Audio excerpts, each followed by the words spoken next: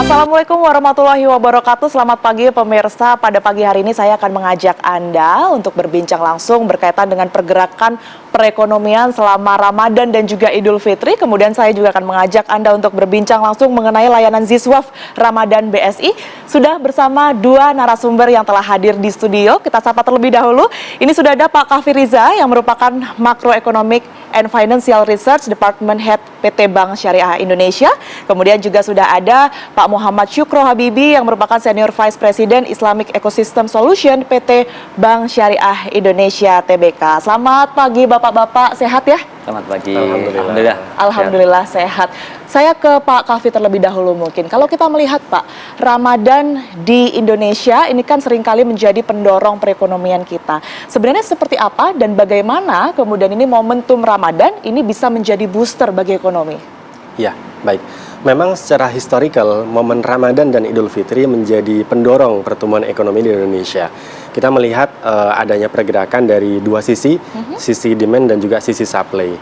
Selalu Ramadan itu akan mendorong kenaikan tingkat permintaan, terutama konsumsi bahan baku pangan untuk persiapan baik itu Ramadan maupun Idul Fitri. Sehingga kalau kita lihat indikator-indikatornya, contohnya indeks keyakinan konsumen, ini selalu meningkat setiap Ramadan. Meningkat ya? Iya, indikator lain adalah indeks penjualan retail. Ini juga meningkat ketika Ramadan di sisi permintaan. Di sisi supply-nya, di sisi produsennya pun juga demikian.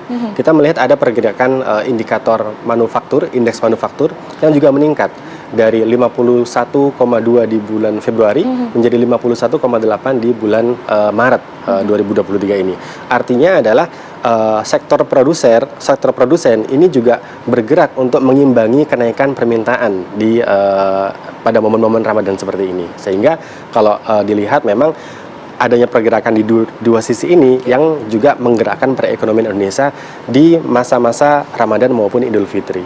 Oke, Pak Kaffi, banyak sekali yang meningkat pada saat momentum Lebaran. Tapi apakah ini kemudian ini bisa stabil, bisa berlanjut pada saat masa libur Idul Fitri nanti? Dan bagaimana sebenarnya proyeksi setelah Lebaran, kemudian juga setelah Ramadan setelah ini? Ya, kita melihat data bahwasannya setiap ada momen Ramadan, ini selalu menjadi booster bagi pertumbuhan ekonomi. Kalau kita lihat di contohnya sebelum COVID ya, kita melihat masa normalnya tahun 2019, Ramadan itu berhasil meningkatkan 0,8 pertumbuhan ekonomi di kuartal kedua. Nah, tahun ini 2023, ini momen Ramadan dan Idul Fitri terbagi menjadi dua kuartal. Ramadannya ada di kuartal pertama di bulan Maret, sementara Idul Fitri di bulan April, sementara Idul Fitrinya sampai di bulan Mei dan juga sampai akhir Mei, momentumnya itu ya. Sehingga kita lihat efeknya mungkin akan ada di kuartal pertama dan kuartal kedua tersebut. Proyeksi kami memang momen Ramadan dan Idul Fitri ini setidaknya bisa men-leverage atau menstimulus pertumbuhan ekonomi sekitar 0,8% dari PDB di kuartal kedua maupun kuartal pertama maupun kuartal kedua. Baik, Pak Kaffi, saya akan ke Pak Habibi terlebih dahulu. Selain kemudian ini Ramadannya yang juga dilakukan oleh masyarakat, ini adalah zakat. Salah satunya adalah zakat fitrah begitu ya Pak. Ini kemudian bagaimana kemudian ini pengaruh dan secara umum Ziswaf ini memengaruhi ekonomi kita di Indonesia, Pak Habibi? Ya, secara prinsip sesungguhnya kalau bicara zakat ini kan merupakan bentuk giving ya, bentuk pemberian dari yang memiliki dana kepada yang berkekurangan.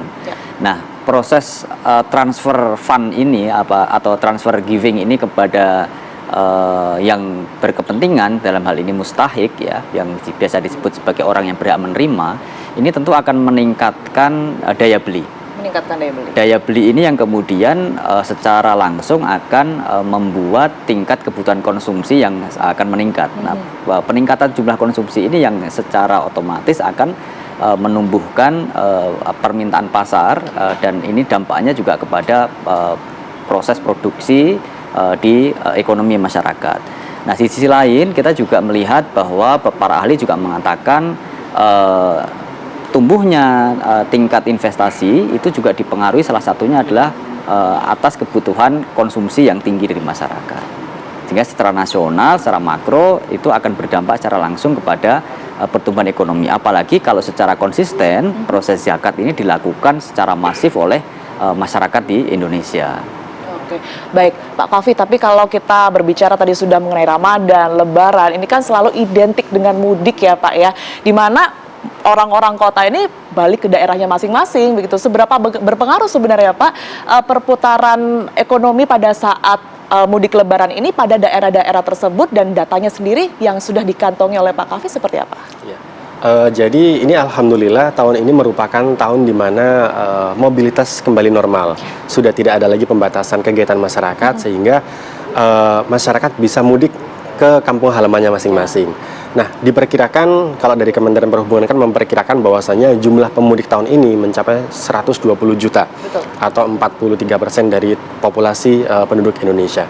Nah, dengan pengeluaran per kapita 1,34 juta per orang dikali dengan 123 jutaan pemudik, ini dana yang akan tertransfer dari pusat ekonomi ke daerah-daerah ada sekitar 166 triliun.